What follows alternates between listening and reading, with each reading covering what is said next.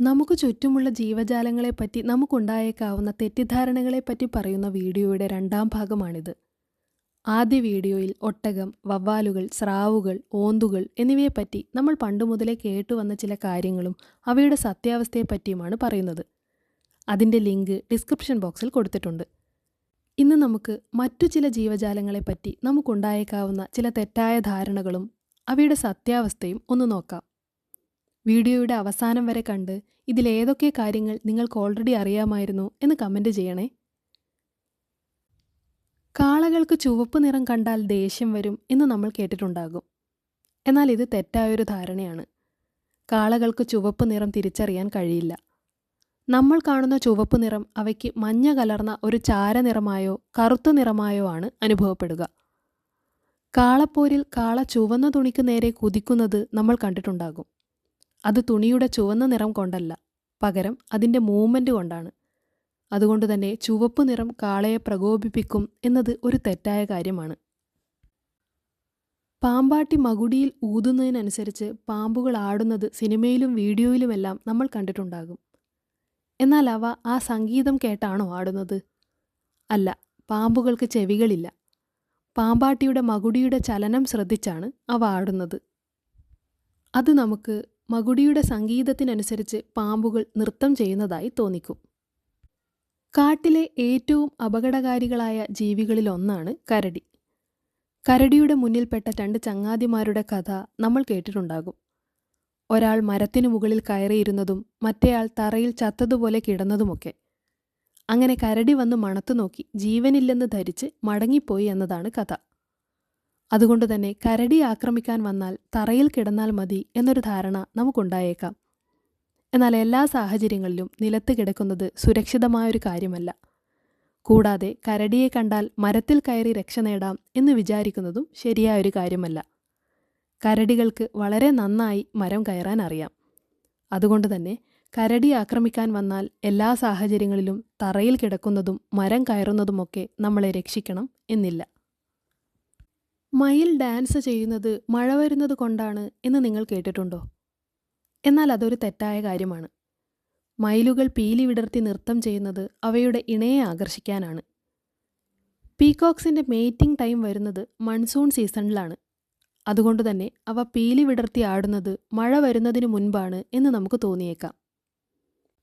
അവയുടെ മേറ്റിംഗ് സീസണിൽ മയിലുകൾ അവയുടെ ബോഡിയിലുണ്ടാകുന്ന ഹോർമോണൽ ചേഞ്ചസിൻ്റെ ഭാഗമായി ഒരു സൗണ്ട് പ്രൊഡ്യൂസ് ചെയ്യും. ഇത് മനുഷ്യർക്ക് കേൾക്കാൻ സാധിക്കില്ല. ഇങ്ങനെ അവയുടെ തൂവലുകളുടെ വൈബ്രേഷൻ കൊണ്ടുണ്ടാകുന്ന ഇൻഫ്രാസൗണ്ട് വളരെ ചെറിയ ഫ്രീക്വൻസിയിൽ ഉള്ളതാണ്. അതായത് ഏകദേശം 20 ഹെർട്സിന് താഴെ. ഇത് പെൺമയിലുകൾക്ക് വളരെ ദൂരെ നിന്ന് വരെ തിരിച്ചറിയാൻ കഴിയും.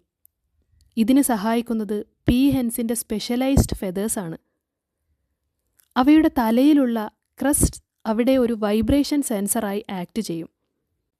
ഇത് ആൺമയിലുകളുടെ ഫെതേഴ്സ് വൈബ്രേറ്റ് ചെയ്യുന്ന സെയിം ഫ്രീക്വൻസിയിൽ വൈബ്രേറ്റ് ചെയ്യുകയും പീകോക്സിൻ്റെ ഫീലിംഗ്സ് വളരെ ദൂരെ നിന്നുവരെ മനസ്സിലാക്കാൻ പീഹെൻസിന് ഇങ്ങനെ സാധിക്കുകയും ചെയ്യും. മണ്ണിനും കൃഷിക്കും വളരെ ഉപകാരപ്പെടുന്ന ഒരു ജീവിയാണ് എർത്ത് വേംസ് അഥവാ മണ്ണിര. കർഷകരുടെ സുഹൃത്ത് എന്ന് വിളിക്കുന്ന ഇവ മണ്ണിനുള്ളിലൂടെ തുരന്ന് സഞ്ചരിച്ച് മണ്ണിനെ ഇളക്കി മറിച്ച് അതിലേക്ക് വായുവും വെള്ളവും എളുപ്പത്തിൽ കടക്കാൻ സഹായിക്കുന്നു.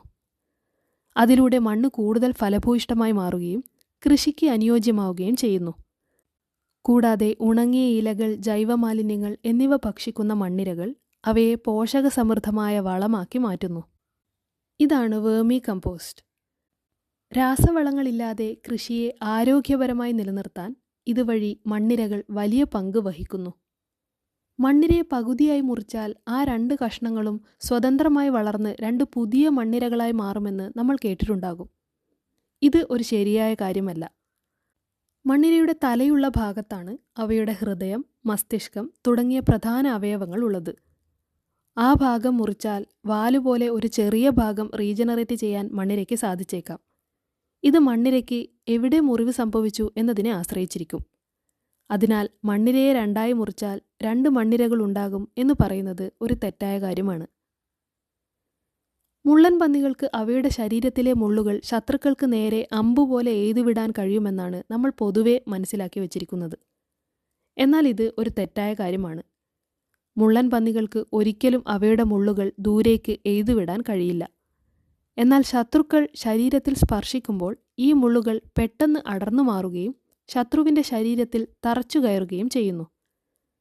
ഒരു മുള്ളൻ പന്നിയുടെ ശരീരത്തിൽ ഏകദേശം 30,000 വരെ മുള്ളുകൾ ഉണ്ടാകും.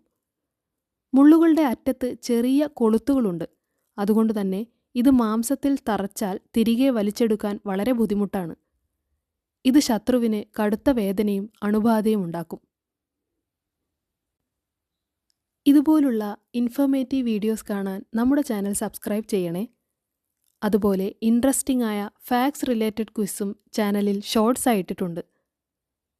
ഈ വീഡിയോ ഇഷ്ടമായാൽ ലൈക്ക് ചെയ്യാൻ മറക്കല്ലേ. Thank you for watching.